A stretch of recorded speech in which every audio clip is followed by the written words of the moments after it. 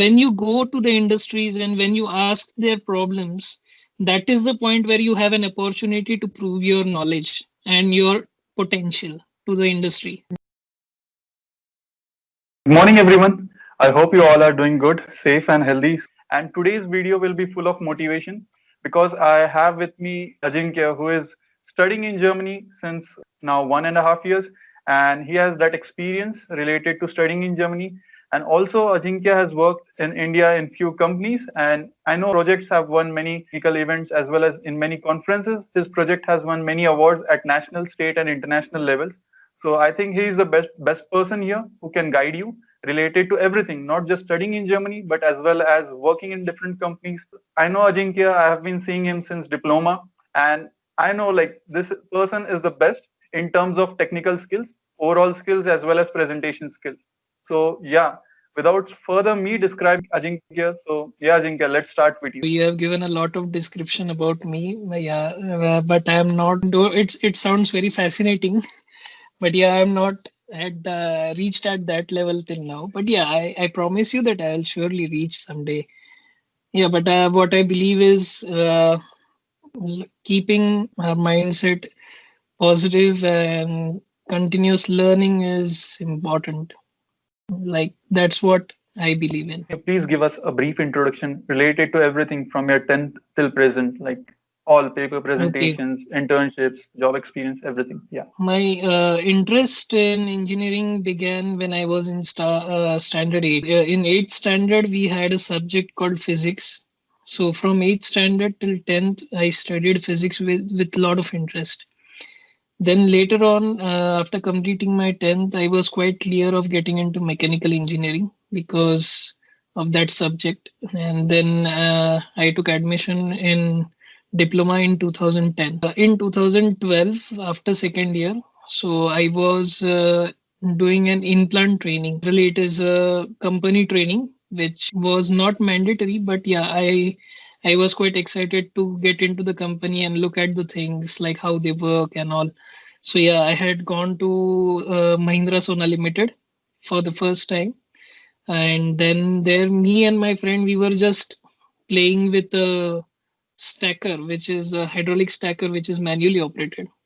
So at that point of time, an idea struck our mind that, oh, why it is taking so much of energy to lift like just a person. Just imagine like if there is a 200 kgs or 300 kgs of job, like the weight of the job is 200 300 kgs, so how much energy it would require to lift it up and then take it from one place to another. So at that point we decided to make a forklift that will be automated with which will have self alignment of the forks, which will align according to the dimensions of the job automatically, and then it will have automatic path detection, like from where the object is to be picked up and where it has to be placed. Mhm. And, it will store all the data of that object, particular object which is transported. Then we started developing the idea which was called as artificial intelligence automobility in material handling and forklift manufacturing. That was the turning point of my life because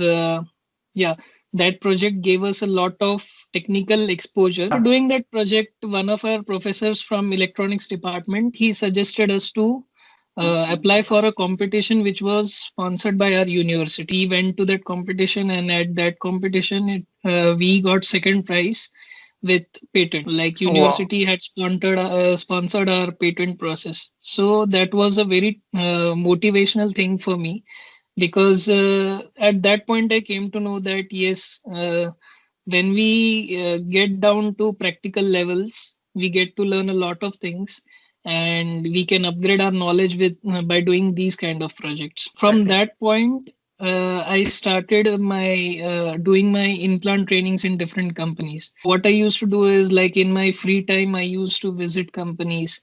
I used to work on the shop floors. I used to explore things like how things work, how company works, what are the production plans, how are the material handling processes carried out and all.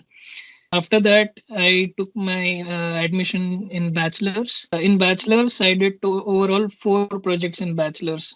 like including my last Okay. year project. There were four Mm-hmm. projects which I did. The first project was in third year.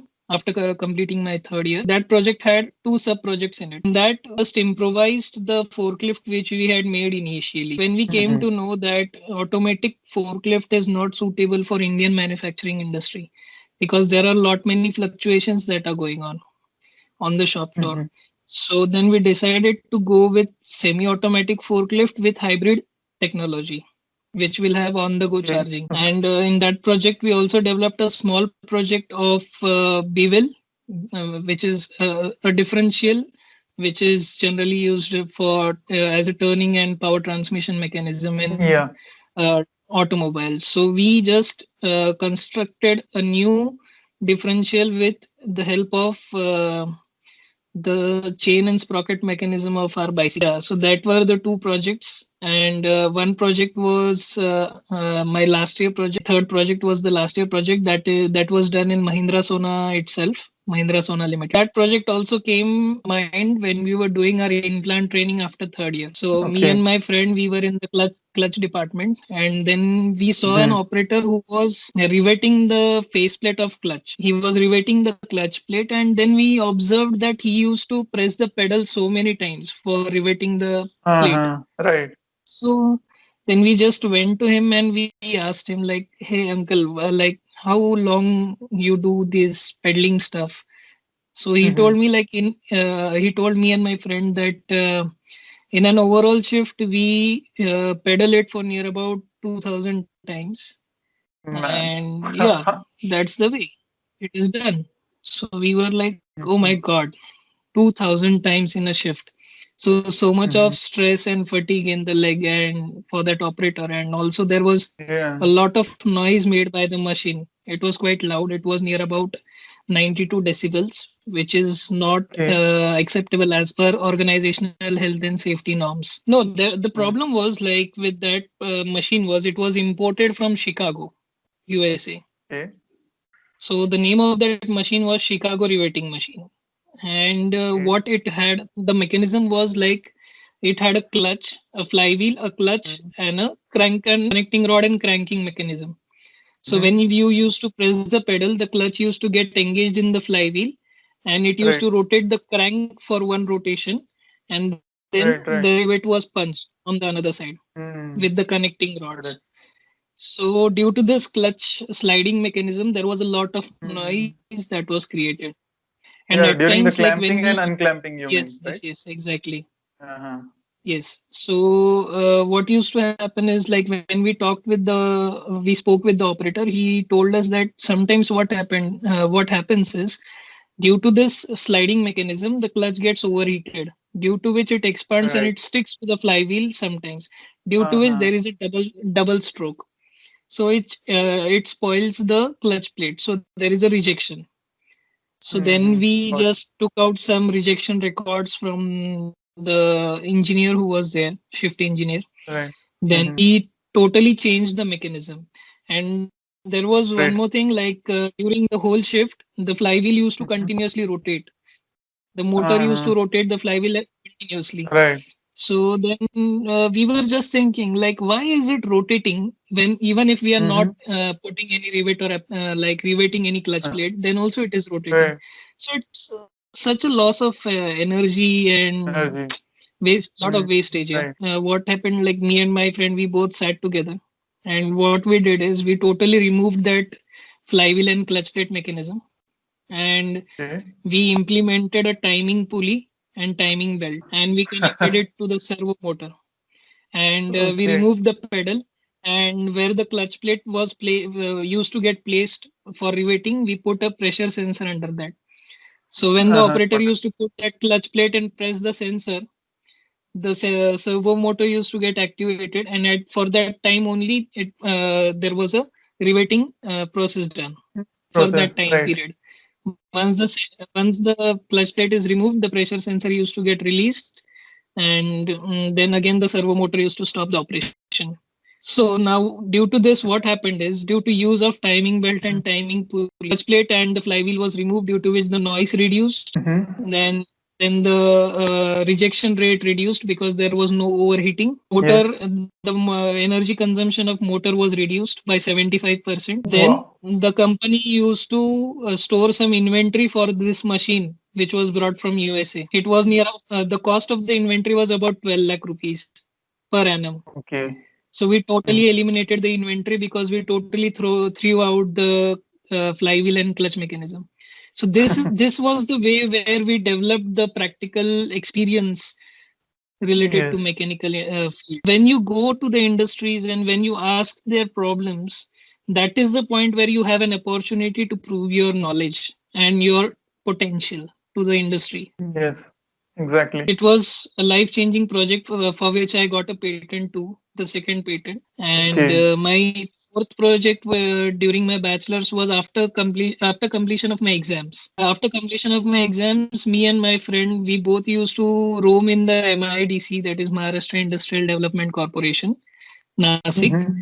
And we used to approach industries like we used to tell them, please tell us are your problems that you face on the shop floor, and we will solve them free We of can cost. Yeah. resolve. So there was a company known as Graphite India Limited. We went to Graphite India Limited, and they had a problem with their furnace. We Okay. worked upon that problem and we solved it. Fortunately, I got a job offer based on my performance in that project.